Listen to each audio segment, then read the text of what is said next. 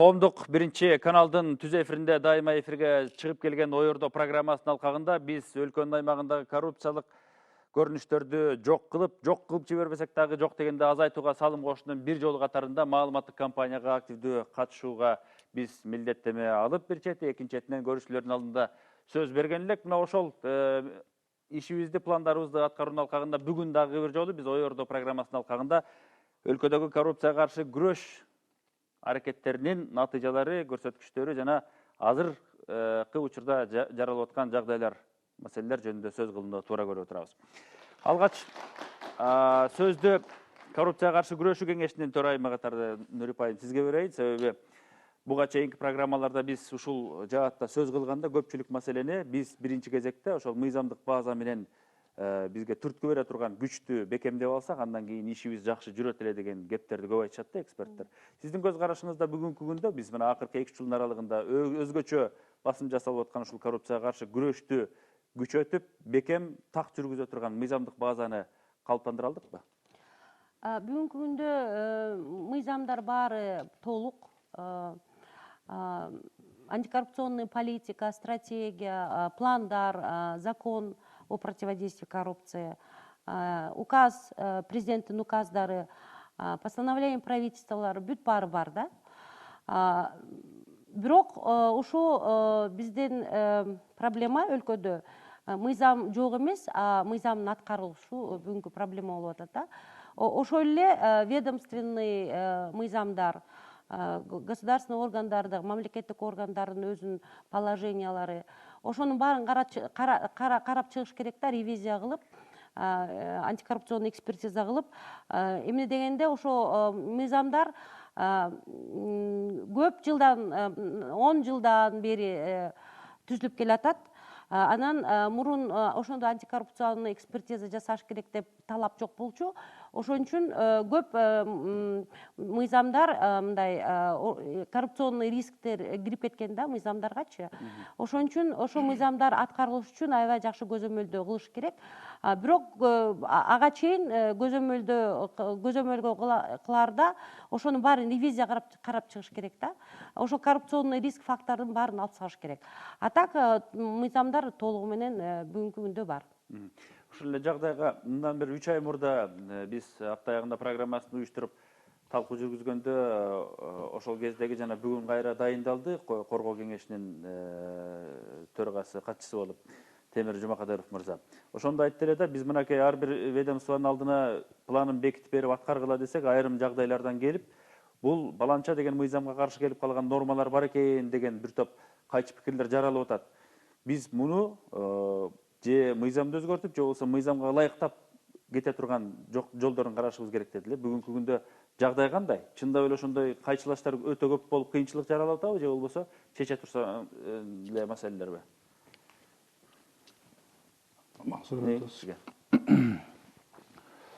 Биз азыр мамлекетибизде коррупцияга каршы күрөшүү этап менен бөлүнүп иштеп келе жатат. 2011-жылы өзүңүз билгендей Кыргыз улуттук коопсуздук мамлекеттик комитетинин алдында антикоррупциялык кызмат түзүлгөн, иштеп атат. Азыр укук коргоо органдарынын баары тең иштеп атышат. Коомчулугубуздун баары тең натыйжаны көрүп атат. Эң биринчи аң сезим, адамдардын аң сезими өзгөрүлүп, укук бузуулар үчүн жазанын шексиз экендиги түшүнүү элибизде жаралып атат. Ушул эле антикоррупциялык саясаттын алкагында Кыргыз Республикасынын президентинин бийлик органдарындагы саясий жана системалуу коррупциянын себептерин жоюу боюнча чаралар жөнүндө 2013-жылдын 12-ноябрында жарлыкка кол коюлган. Бул жарлыктын негизинде ушу коргоо кеңешинин алдында жумушчу топ түзүлгөн. Ушул жумушчу топ ушул мыйзамдардагы коллизия деп аталып кетип атат. Ушул мыйзамдагы коллизиялардын ар бир органдарындагы системалуу коррупцияны жоюш үчүн, ушу жумуш топ иштеп жатат.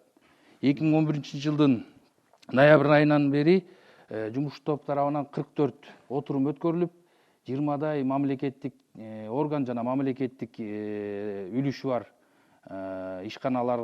ишканалардын өзүнүн системасы бүт талданып, кандай гана коррупциялык коркунучтар бар, кандай гана ошол органдардын жүрүшүндө, иштешинде, функцияларында кандай карама каршылыктар бар, ошолор боюнча эксперттер тартылып, жарандык коомдун эксперттери тартылып, мамлекеттик органдардын кызматкерлери тартылып, ушулар боюнча иштер жүрүп жатат.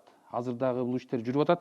Ошол жактан ар бир органдын планы түзүлүп, детализированный план деп, ар бир органдын планы түзүлүп, ушул системалуу түрдө коррупцияны ар бир органдагы, мамлекеттик органдагы демонтаждоо боюнча жумуштар жүрүп атат дагы. Ар бир органдын талдоосунда ушул көрсөтүлүп чыгат. Ар бир органдын кандай бир функцияларында карама каршылыктар, мыйзамда карама каршылыктар бар.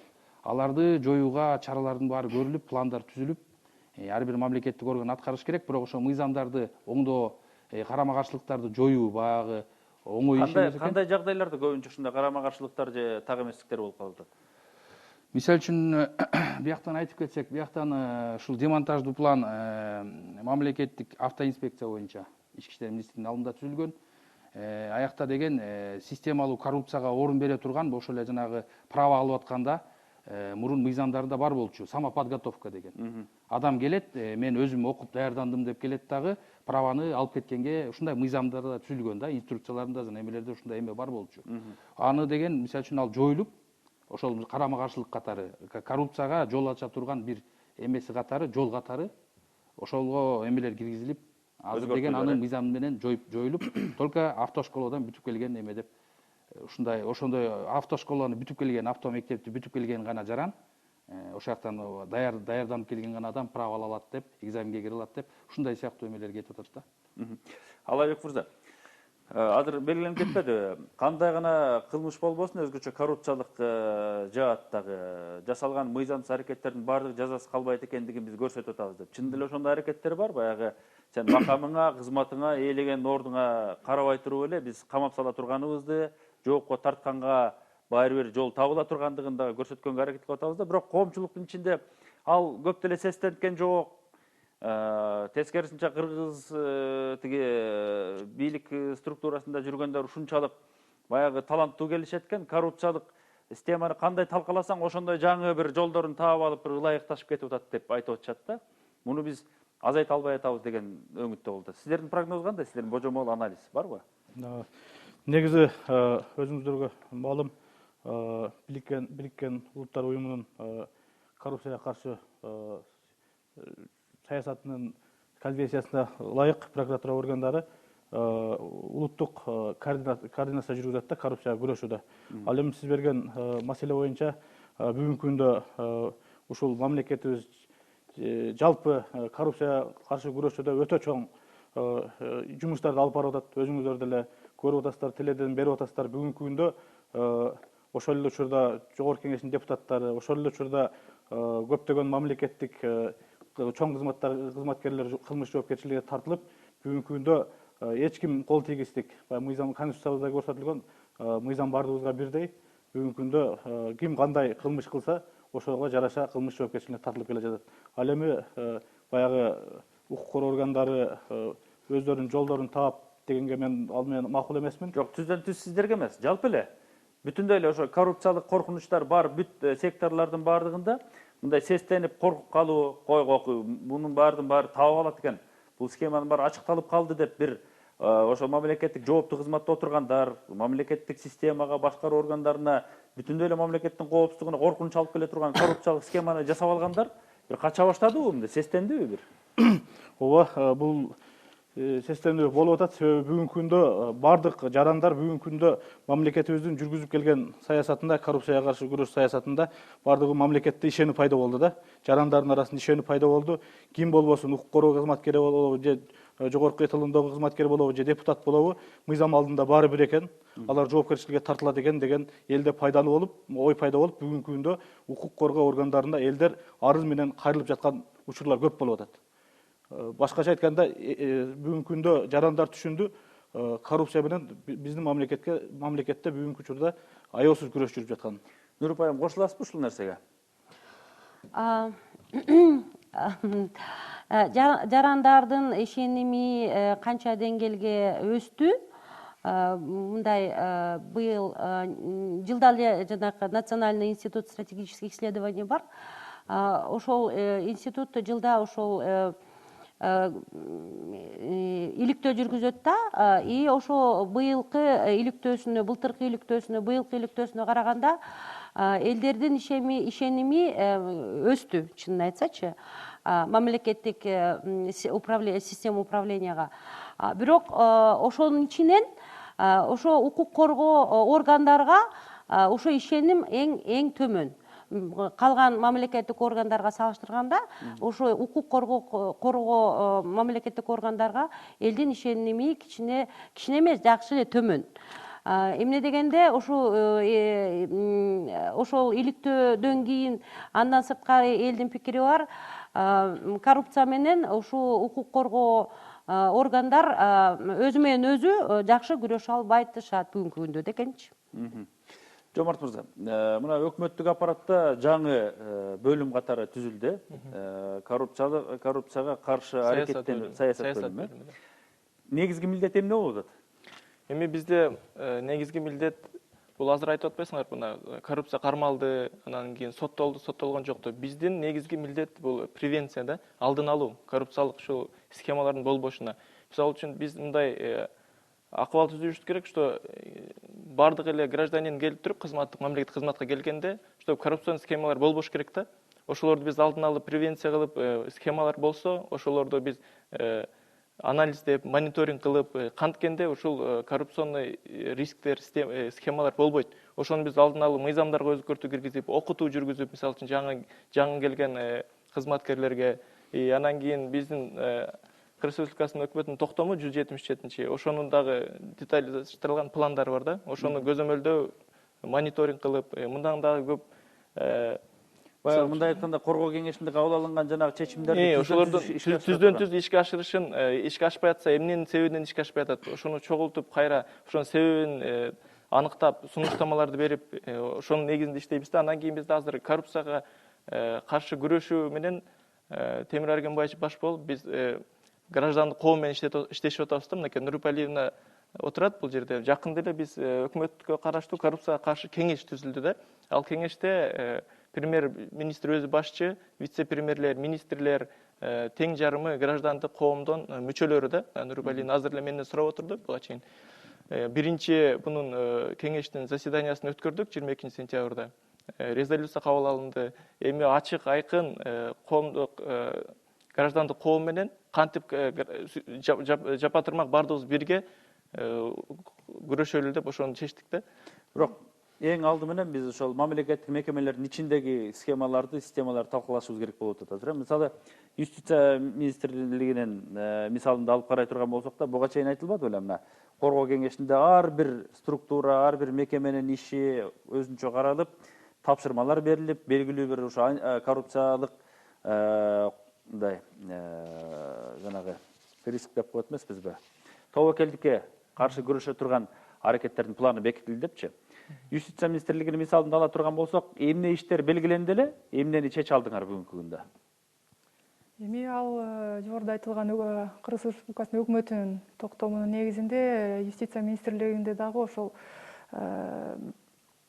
иш-чаралар планы бекитилген. Ал чаралар боюнча ошол көп мыйзам иштеп чыгуу, ушул өзүңөр билгендей, юстиция министрлигинин алдында ченемдик укуктук актыларды инвентаризациялоо боюнча туруктуу комиссия иштейт. Ал комиссиянын алкагында дагы бир топ мыйзамдар иштелип чыккан. Мисалы, эсте тактап, азыркы убакта жакында бүттү, мыйзам долбоору иштелип чыккан. Бул айрым ченемдик укуктук актыларга өзгөртүү киргизүү. Тактап айтканда, бул прокуратура жөнүндө мыйзам, ченемдик укуктук актылар жөнүндө мыйзам жана бул противодействие коррупции деген мыйзамдарга ушу үчөөнө өзгөртүүлөр киргизилген да. Анда деле ошол бүт башка мыйзам долбоорун иштеп чыгаруу органдарга дагы ошо милдеттендирилет экспертизаны өзүнүн сферасында жасоого. Ошондой деле бул антикоррупционный жана правозащитный экспертизаларды обязательно киргизүүлүү болуп атат. Ага деле прокуратура органдарына дагы ошо антикоррупционный экспертизаны, ченемдик укуктук актылардын долбоорлорун экспертизалоосу ошого милдеттүү түрдө киргизилүүдө да. Ал мыйзам долбоору бүгүнкү күндө уже Кыргыз Республикасынын өкмөтүнө киргизилген расмий түрүндө. Жана экинчи мыйзам долбоору иштелип чыккан, өзүңөр билгендей, Конвенция о противодействии коррупции ООНдукуна биз аны кабыл алганбыз. И ошол конвенцияга ылайык бул кылмыштык жаза жоопкерчилигин бүгүнкү күндө УК боюнча жалаң эле жарандар жаза тартат. Бирок ушул жаңы иштелип чыккан мыйзам долбооруна ылайык бул юридикалык жактардагы мыйзам чегинде укуктук жаза тартуу укугуна, жоопкерчилигине тоже тартуу мүмкүнү каралган. И ошонун дагы коррупциялык иштерге аралашып калса деп туруп, ооба, анткени юридикалык жактар деле өзүлөрү ошо коррупцияга иленген иштерге дагы өзүнүн түздөн түз жолу иликтенсе, следственный органдар менен, тергөө органдары менен анда ошол алар дагы укук жаза жоопкерчилигине тартса болот. Андан соң бизде юстиция министрлигинде дагы 2015-2018 жылдарга Кыргыз Республикасынын калкынын укуктук маданиятын көтөрүү стратегиясы иштелип чыккан. Аябай чоң документ бул. Ал бүгүнкү күндө коомдук талкоодо жүрүү процессинде жүрөт. Андан тышкары айта кетсек, жогоруда Нурипа айым айтпадыбы, бизде общественно наблюдательный советтер бар, алардын деле мүчөлөрү бекилген ушу апрель айында ушул жылдын. Алар деле бүт бардыгы мамлекеттик органдарда ошол общественно наблюдательный совет түзүлгөн. И алардын мүчөлөрү толук өзүнүн укугу бар да, ар бир заседанияга, коллегияларга өзү катышып лично и аяк жакта өзүнүн ошо гражданский контроль болуп жүргүзүүдө да. Азыр бизге телефон чалып бар экен. Алло, саламатсызбы? Угуп атам. Биз да сизди угуп атабыз. Өзүңүз тааныштырып, анан сурооңузду берсеңиз. Мен Ош областынан чыгып аттым эле. Бул антикоррупциянын балдарына мен бир суроо берейин дедим эле да. Булар өздөрү антикоррупция менен күрөшүп атышат, туура эле, жакшы эле коррупция менен. Анан булар өздөрү кармап туруп, $300, $400 алып атканын кармап атышат дагы. Кармалган балдардан $10,000, $12,000 алып кайраларды кой берип атышат да. Бул жагында ким буларды ким карайт деп атам да. Мен ушундай. Рахмат. Азыр бул суроого дагы кеңири жооп бергенге аракет кылабыз. Коррупциялык көрүнүштөргө каршы күрөшүүчү органдардын бири катары сиздердин мекеме дагы эсептелет да. Анан бирок ар бир мекеме жөнүндө сөз кылганда түз эле сизге тийбесин, бирок дал ушул финансы полициясына тийиштүү фактылар өтө акыркы мезгилдерде көбөйүп кеткендиги белгилүү да. Бул эмнеден улам ушундай жагдай болуп калды? Бүгүнкү күндө акыбал кандай? Бул эми сиз айтып атканыңыз бул акыркы могу массалык маалымат каражатында чыккан маалыматтар боюнча болуш керек. Азыркы күнү мындай айтканда биздин жетекчи тарабынан коррупция көрүнүштөрү боюнча күрөшүү боюнча атайын иш пландар түзүлүп, ар бир жетекчинин, ар бир мындай айтканда бөлүмдөрдүн башчыларына чейин иш пландарын баарын түзүп, колдоруна берип, азыр күнү көзөмөлгө өткөн да ошонун баарын аткарылышынчы. Анан кандай иш-чаралар деп түшүнсөк болот ошолорду? Мисалы, пара албагыла, азыркы мырза айткандай, кармалган адамдардан $500 үчүн кармап алып, $10,000 сурабагыла деген нерсе бар да, бирок ошол кантип ишке ашат? Эмнени эске алып атасыңар да ошол? Бээрден бир түшүндүрүп бере турган нерсе болуп атат. Биз жалпы багы коррупцияга каршы күрөшүү кызматы болгону менен Жаза процессуалдык кодекстин 163 беренесинин негизинде ошо коррупцияга каршы күрөшүү, то есть коррупция менен байланышкан кылмыш иштери тергөө органдары бул Генеральный прокуратура менен жанагы улуттук коопсуздук кызматы кирет. Биздин 63 берененин негизинде бизге ал кылмыш иштерди тергегенге башкы прокуратура тарабынан эле тапшырылса гана тергелет да. Анан бул берден багып кармалып анан кой берип атат деген эми андай фактылар биздин мекемеде болгон эмес. Себеп дегенде ар бир кылмыш иши боюнча тийиштүү иш-чаралар жүргүзүп, кылмыш иштери соттук кароого жөнөтүлүп атат. ошол коррупциялык көрүнүштөргө каршы күрөштүн негизги түзүүчүсү эмне болуш керек? Баягы секторлордун, бөлүмдөрдүн башчыларына тапшырманы берип койгон бирок ошол адамдардын өздөрүнүн катыштыгын дагы алыстатышыбыз керек да. Ачык айрымдуулукту, мисалы ошол тобокелдиктен кантип ажыратып атасыздар азыр?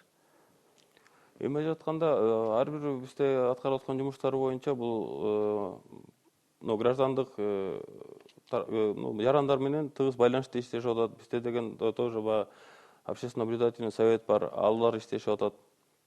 Эмне айтканда, анан эми мындай айтып турса күрөш болуп атат деп эле айта бергенде эле эми кандай десем,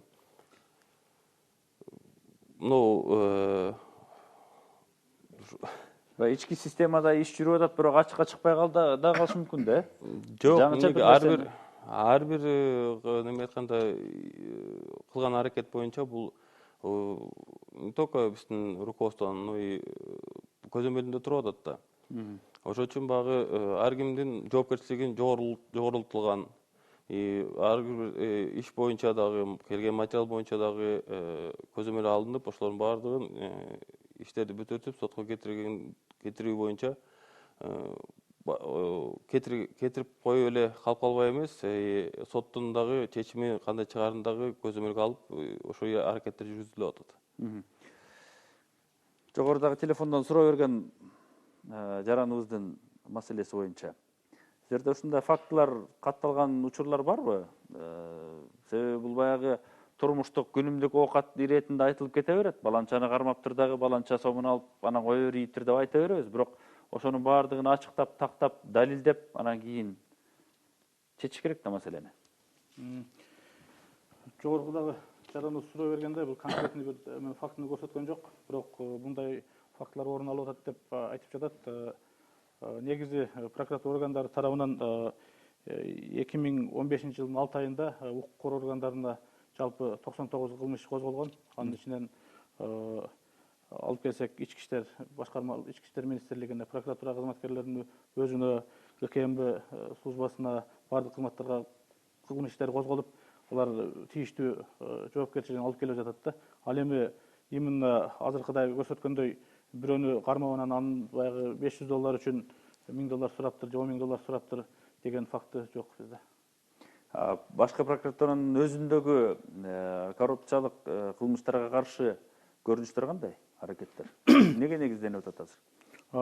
Бүгүнкү күндө башкы прокуратуранын өзүндө коррупцияга каршы күрөшүү аябай катуу көрүлүп атат. Себеби башкы прокурорубуздун буйруктары менен кызматкерлердин жоопкерчилигин кароо, ошол эле бүгүнкү күндө прокуратура кызматкерлеринин коррупцияга каршы күрөшүү жана мыйзамдардын аткарылышын көзөмөлдөө боюнча текшерилип жаткан проверкаларга милдеттүү түрдө направление менен барып, ал жерде направление барып, ошол жетекчиге көрсөтүп, ошол аягында справка түзүп, каттоо китебине каттап, мындай ар бир текшерүү көзөмөлдө да. Андан сырткары именно 2014 жылы башкы прокуратура тарабынан Кечиресиз, мен телефондук суроону алып коеюн, уюлдук телефондон экен. Алло, саламатсызбы?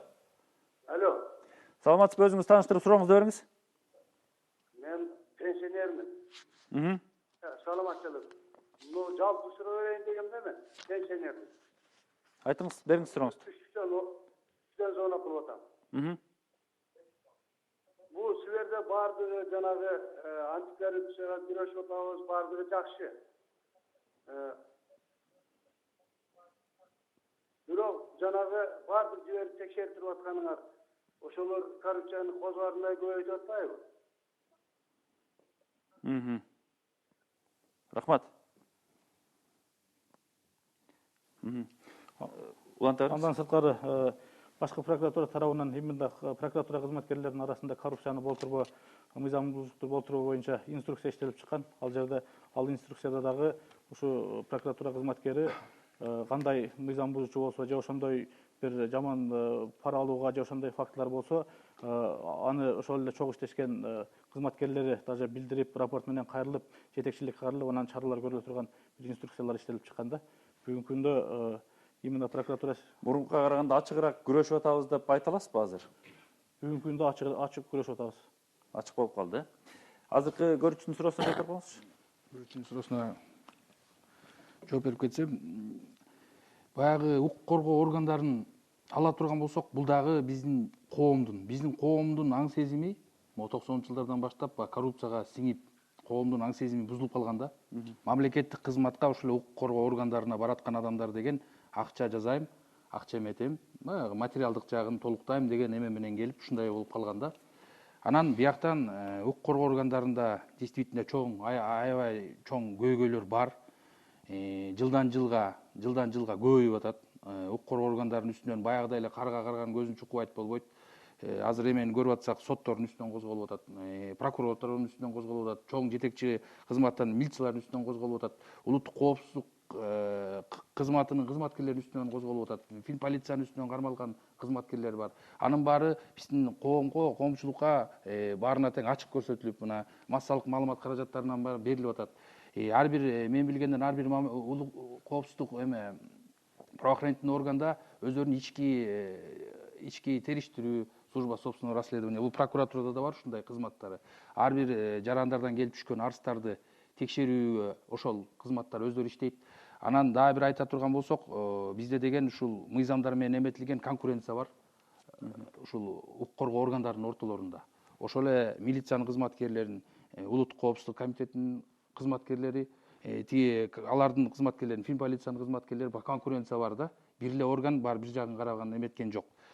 Анан жанагы эмелер боюнча бул бияктан жалпы суроо баардыгыбызга тең берип кетти. Баягы текшерүүлөр көбөйүп эле, ошо менен коррупция көбөйүп атат депчи. Бул ошо жана биздин мыйзамдардын коллизия бири-бирине карама каршы келип калгандарынан дагы деп айтсак болот. Анткени үчүн бир эле мамлекеттик органды ар бир укук коргоо органы келип текшере берет. Ал баягы туурасын айтып, туурасын айтып кетип атат. Көрөрман ошолор боюнча дагы азыр жумуштар, иштер жүрүп атат. Демонтаж боюнча ар бир мамлекеттик укук коргоо органдарына тейин. Бияктан жаңы айтып кеткенде 20 эле орган, 63 орган бар. 20 эле орган боюнча детализированный план түзүлгөн. Калган органдар боюнча иш жүрүп атат. Укук коргоо органдары боюнча дагы булардын ишин реформалоо деп айтпасак, оптимизациялоого, ар бир органдын деген так милдеттерин, азыр так милдеттери бөлүнбөй калган. Ар бир ушул биздин системада азыр так укук коргоо органдарынын милдеттери бөлүнбөй калганда, ар бир органдын, ар бир укук коргоо органдарга кайсы жумушту кандай багытта иштеш керек, кандай эмени так бөлүп берүүгө иштер жүрүп атат. Бизге телефондук суроо бар экен. Алло, саламатсызбы? Үзүлүп калды. Уюлдук телефондон чалып атты эле, бирдигин түгөтүп салдык окшойт, жантан бери сүйлөшүп атат. Нурип айым, азыркыдай жооптордун алкагында алып караганда, ар бир мамлекеттик мекеме биринчи өзүнүн ичиндеги болуп аткан жанагы схемаларды ачыкташ керек дагы, анан кийин ошого каршы күрөштүн планын аткарыш керек болуп атат да. Канчалык деңгээлде сизди мындай ыраазы кылат ошол иштин жүрүшү? Биз азыр деген 3 жылга план түзүлгөн, өкмөттүн планы, правительственный план деп коет. Ошол планды деген 17 жылга чейин түзүлгөн планды мурунку 3 жылдык план менен салыштырсак, ошо мурунку 3 жылдык план биздин оценка боюнча болгону 37%га аткарылган да. Ошон үчүн деген биз айтышыбыз керек, ошонун ичинен көп эле мамлекеттик органдар өзүнүн ведомственный планын эмес, ошол өкмөттүн планын аткарбай калган да.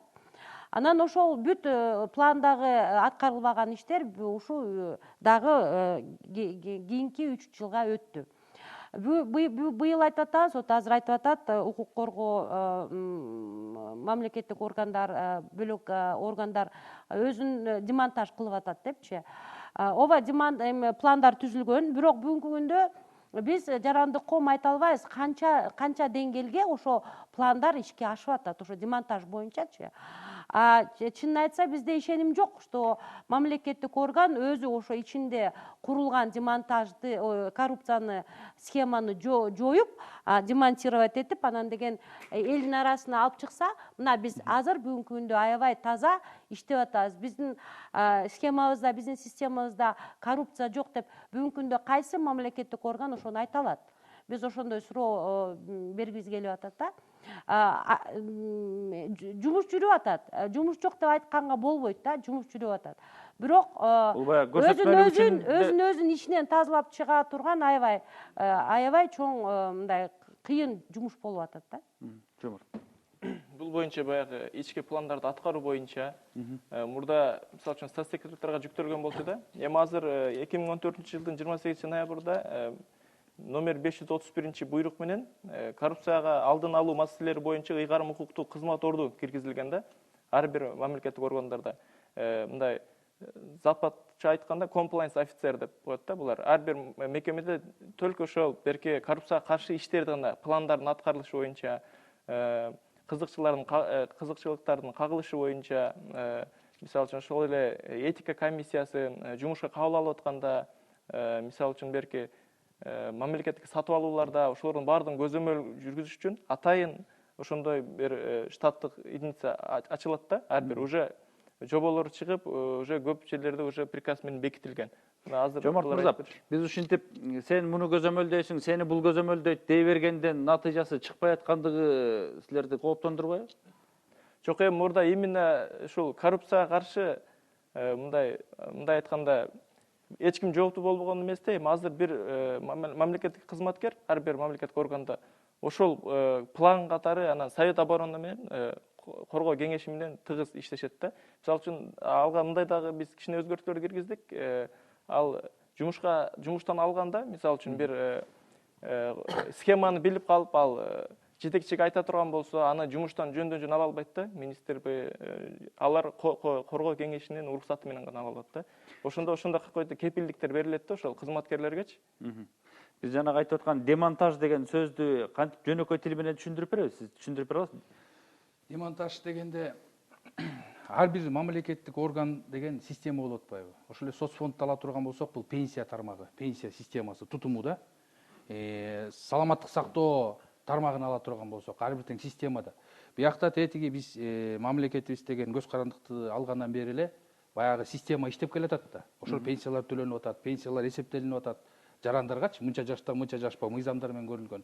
Анан ушул ар бир системаны мамлекеттик органдын иштешинде калыптанып калган. Уже баягы өзлөрүнүн ички жоболору менен, мыйзамдар менен коюлган эмелер бар да. Ар бир жол жоболор иштеп аткан жол жоболорчу. Ошол жол жоболордо баягы өзлөрүнүн ички эмелери менен кирип калган же мыйзамдар менен кирип калган карама каршылыктар, ар бир эмеде баягы акча жасаганга, пара алганга, өзүнүн кызмат абалын кыянаттык менен пайдаланганга эмелер түзүлүп калган да. Бул система болуп калган. Системалуу түрдө коррупцияга азыр каршы күрөш.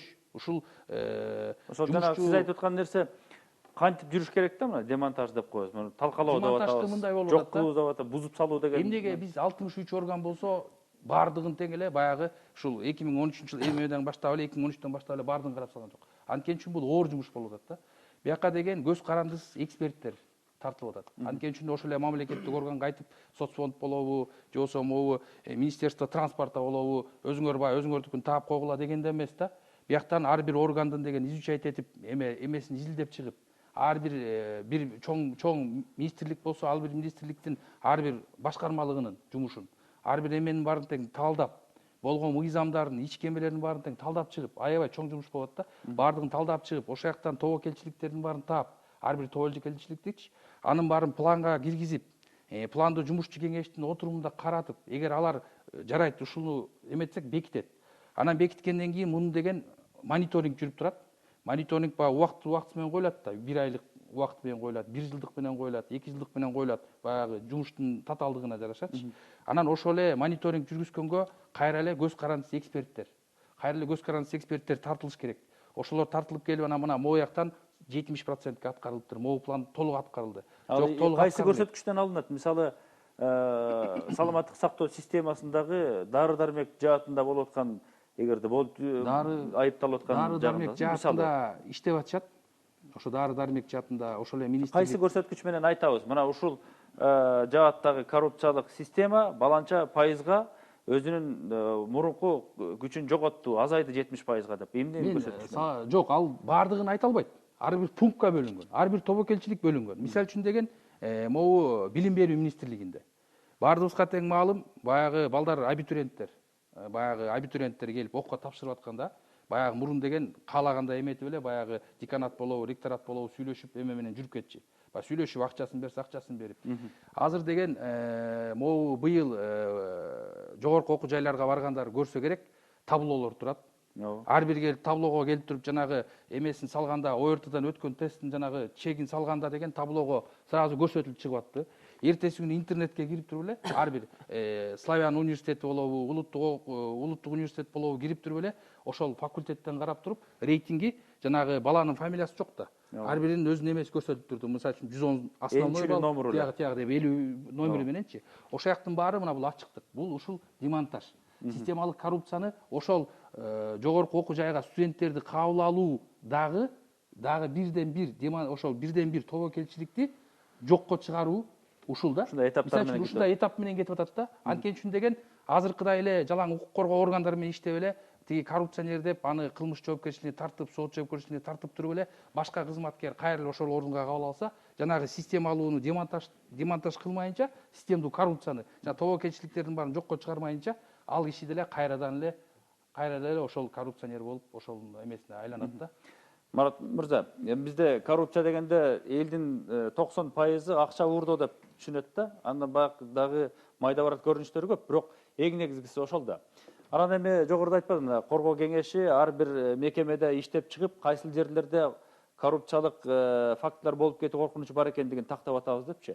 Ушундай система силердин ишиңерде ошол коррупцияга каршы күрөшүү аракеттеринде бир ырааттуу иш жүргүзгөнгө мүмкүнчүлүк берип атабы? Мисалы, министрликтердин финансы секторундагы иш жүргүзүү ыкмасы бир эле, тез ачканга мындай мүмкүнчүлүк берип атабы?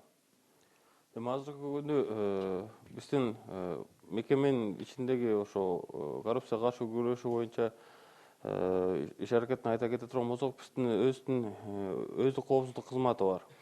Ошо өздүк коопсуздук кызматы бул өзүнүн эле кызматкерлердин үстүнөн кызмат текшерүүлөрү жүргүзүшөт. Мынагу акыркы көрүнүштөн кийин ушул жумуш жагы күчөтүлүп, өзүңүздөрдүн мекеме болбосо дагы, мисалы, башкаларды текшерип атасыздар да.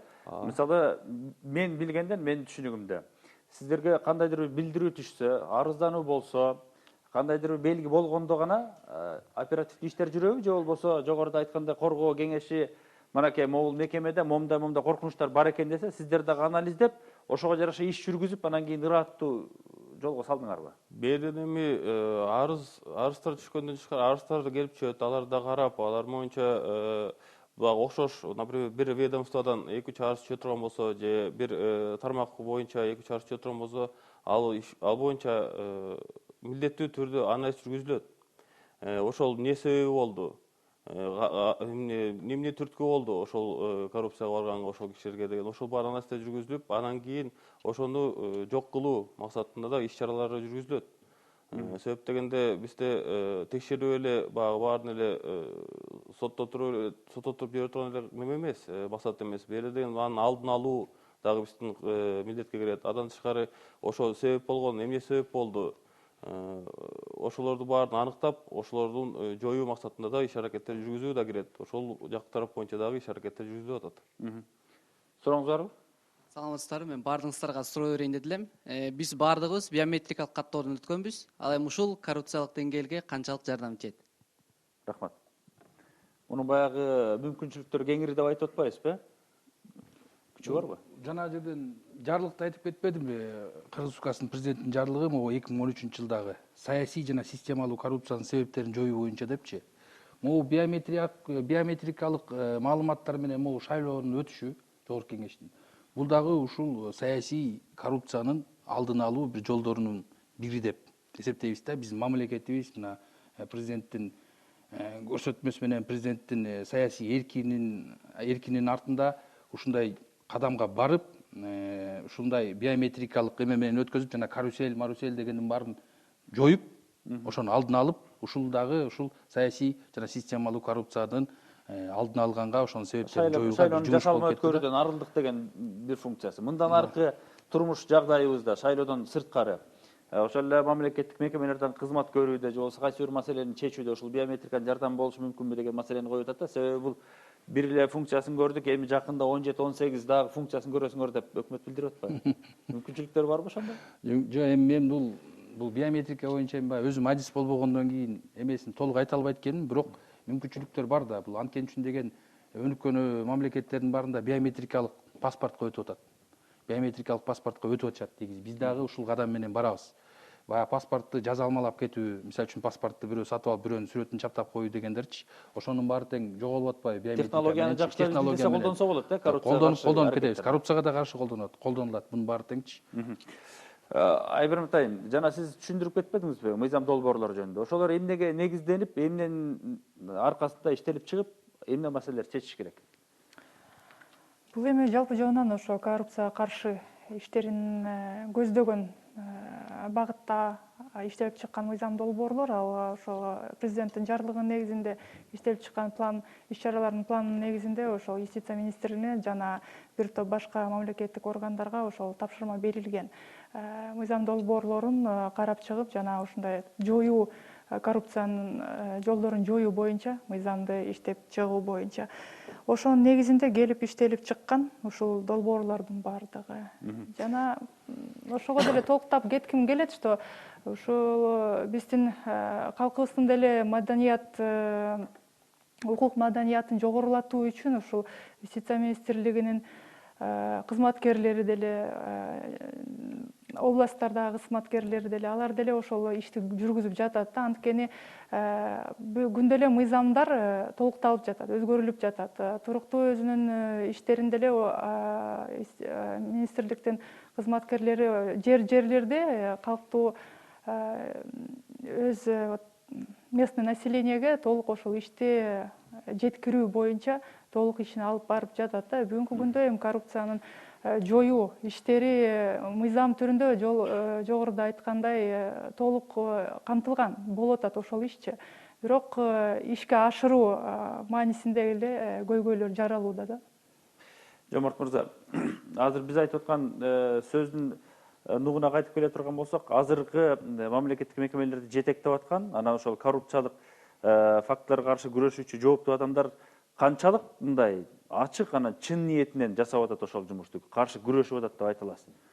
Кимиси жана Нурипа айым айткандай, мынакей биздин системада могул жерде момундай коррупциялык иш болду деп, финансы полициясын, прокуратураны чакырып келип, АКС чакырып келип кармап берди. Биз билген факттан жалаң гана бул кишилердин кызматкерлери барып кармайт, анан чуу чыгат да. Жок, бул жакта туура айтып атасыз. Азыр кечиресиз, мен телефонду алып коеюнбу? Алло, саламатсызбы? Саламатсыз. Угуп атабыз, туруңуз. Мен ошол коррупцияларга суроо берет элем да. Ушул кант барбы? Канттын жана пост бар эле. Азыр деле бар. Ошол пост грузовой машиналарды акча алманча кетиришпейт. Ушуларда бир салт болуп калдыбы же ант болуп калганбы? Вообще өткөрбөйт да ушуларчы. Бүт баары документте да таза болсо дагы жок, акча бериш керек ошолорго. Акча менен өткөрбөйт булар. Грузовой машиналар только. Ушуларды бир кармап, ушулар бир какой-то бир чара көрсөңүздөр жакшы болот эле. Ушул тажатты бизди. Рахмат. Түшүнүктүү, а? Мен жооп Азыр Жомарт мырза жооп берип койсун, андан комментарий кылалы. Ошол жаңы ошол назначенный болгон ыйгарым укуктуу кызматкерлерин биз жаңы жарандык кеңеш менен бирге семинарларды, окууларды өткөрүп, кайсыл мамлекеттик кызматта кандай рисктер бар, ошону кантип аныкташ керек, кантип ошого тоскоол болуш керек үчүн биз көп, мисалы үчүн летняя школа деп быйыл Ысык көлгө 2 жумага бүт ошол органдардын, мамлекеттик органдардын ошол комплайнс офицерлерин, мындай айтканда, кыргызча айтканда, баягы ыйгарым укуктууларында коррупциянын алдын алуу боюнча барып 1 жумалык семинар өткөрүп, Нурипа Алиевна өзү өткөрүп берди. Мындай суроону дагы тактап коеюн да. Ошол кишилер чындап эле коррупциялык система менен күрөшүп атканын көрсөтө турган эмнелер бар? Эмне көрсөткүчтөр менен алар мына мен күрөшүп атам деп айта алат? Эми алардыкы көрсөткүчтөр эми баягы пландын аткарылышы боюнча, ошол эле коргоо кеңешинин планы канчалык деңгээлде аткарылып атат. Анан кийин жарандык коомдун ошол мамлекеттик органга көз карашынын өзгөрүшү да, может жакшы жака өзгөрүп атса, анда ал коомдук ошол органдагы кызматкер жакшы иштеп атканын көрсөтөт да. Бияка комментарий кылып койсом, бүгүнкү күндө ушул коррупцияга күрөштүн эң бир татаал маселеси бул жоопкерчилик болуп атат да. ошол мыйзамда противодействие коррупцияда жазылган ар бир мамлекеттин башында турган чиновник ушул коррупция иш жүргүзүп атабы же жүргүзбөй атабы ошого деген жоопкерчилигин тартат депчи. Бирок бүгүнкү күндө карасак бизде только уголовная ответственность деген бар да. Бирөөнү кармап, анан коррупцияны эметип, следственный мероприятие жүргүзүп, анан тактап, анан чын эле коррупционерби же коррупционер эмеспи деп эмет сот чечими менен эме алынат да. Мындан тышкары деген административная ответственность деген бар, административный кодекс бар. Если ошол мамлекеттик орган ушу демонтажды жасабаса, коррупция менен өзү менен күрөшпөсө, ичинен өзү тазалап чыкпаса, эмне үчүн ал жетекчи ошол мамлекеттик органдын башында отура бериш керек? Биз ошол суроону коюп атабыз да көптөн бери. Экинчиден, моральная ответственность деген бар. Бул международный практикада, если киши, допустим, ошол жөн эле даже такталбай туруп эле ошол коррупцияга деген маалымды деген информация деген коомчулукта жүрсө, ошол киши өзүнүн деген позициясын өткөрүп чыгып кетиш керек да.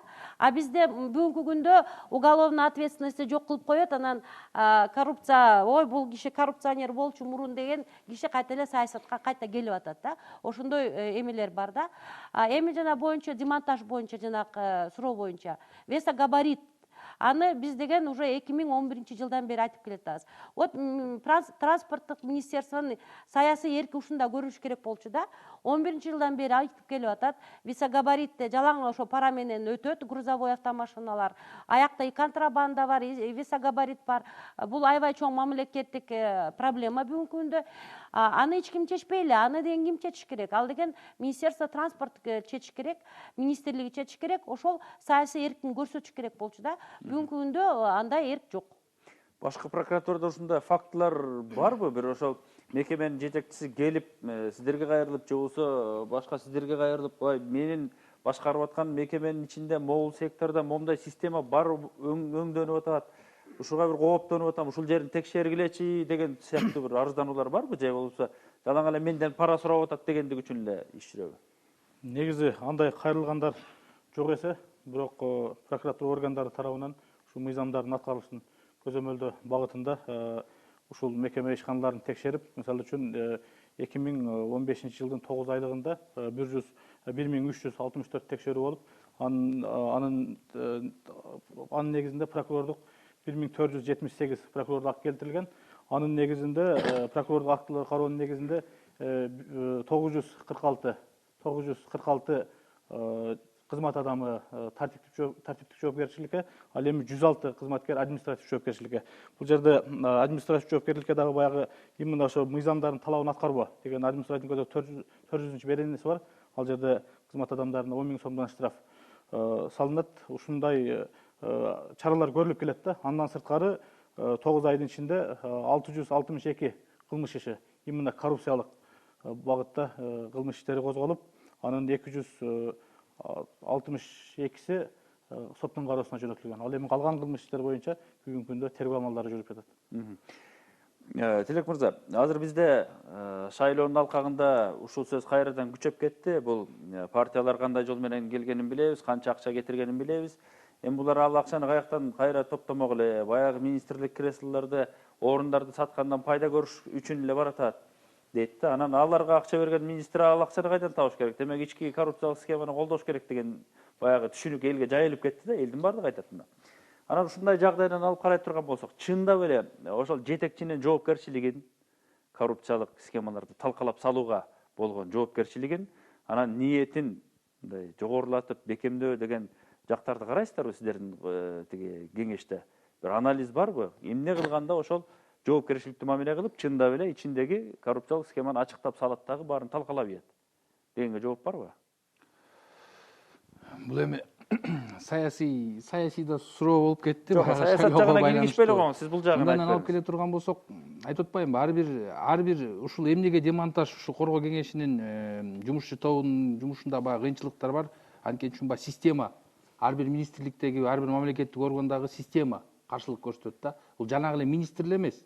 Бул баягы түзүлүп калган, калыптанып калган система каршылык көрсөтөт. Анан азыр деген коргоо кеңешинин ушул баягы ар бир министрлик иштеп атат. Айтып атпаймынбы, 20 эле мамлекеттик орган боюнча түзүлгөн жанагындай пландарчы. Ошолор боюнча иштеп, эгер аткарылбай турган болсо, ошол эле министрликтерге мына Кыргыз Республикасынын өкмөтүнө, өкмөттүн дагы эмелери бар, представительдери бар бул коргоо кеңешинде. Ошолорго көрсөтүлүп, премьер-министрдин атына ушундай министр муну аткарбай атат деп эмелер жазылат. Ушу коргоо кеңеши деген баягы коргоо кеңешинин жумуш тобу деген только эле баягы рекомендательный характерде эме бере алат да. Мына силердин премьер-министрга бул министр мына могу пунктты аткарбай, ушу коррупцияны каршы иштебей атат же могу жумуштарды Нурип айым айткандай биз жазалап эле кете бергенибиз натыйжа бербейт окшойт. Ошон үчүн могу системалуу деп туруп ушу демонтаж боюнча ошол иштеп атпайбы? Потому что жана жерден айтып кетпедикпи? Жазалап эле бир кишини жоопкерчиликке тартып аны камап салганда деген экинчи киши келет дагы ушул эле кайра баштала берет. Мояктан көрөрманыбыз айтып кетпедиби? Жанагы посттор боюнча мына улуттук коопсуздук кызматтагы, Финполициядагы убагында канча деген жанагы кызматкерлерди кармап, аны телевизордон аябай көрсөтүп, мына канча сомдон деп, мына генеральный прокуратура барды, башкы прокуратура болуп, барды кармап атат, башка эле кызматкерлер алмашып атат дагы, ошол жактан эле кайра эле жанагындай көрүнүш болуп атат. Анан көрөрмандыбыз деген арыз жазыш керек. Жанагы эме менен токтоп калбай. Биздин убактыбыз бүтүп калгандыгын эскертип атышат, урматтуу телекөрүүчүлөр. Анан программанын катышуучулары бизде мындай дагы ой жаралып атат азыр редакциялык деңгээлде талкууда. Ушул коррупция деген маселени талкууга чыгарганда, программага чыгарганда мындан кийин жалпы тематикалык багытта эмес, балким конкреттүү бир ведомствонун алкагында ала тургандай болот окшойбуз да. Себеп дегенде сиз айтып атпайсызбы, 20 ведомствонун ичиндеги схеманын картасын чийип койдук деп. Биз ошол карталар боюнча талкуу жүргүзсөк, натыйжалуураак болот окшойт. Биз ошого жеткенге аракет кылабыз. Урматтуу телекөрүүчүлөр, сиздер ой ордо программасын көрдүңүздөр. Бүгүн дагы бир жолу коррупцияга каршы күрөш жана бул жолкусунда биз балким тереңирээк киргип, ушул мамлекеттик мекемелердин ичиндеги аракеттер жөнүндө сөз кылганга аракет кылдык. Бул боюнча ой пикирлериңиздерди сиздер биздин электрондук даректер боюнча же болбосо телефондор аркылуу кайрылсаңыздар болот, калтырсаңыздар болот. Биз ушуну менен сөзүбүздү жыйынтыктайбыз. Саламатта калыңыздар.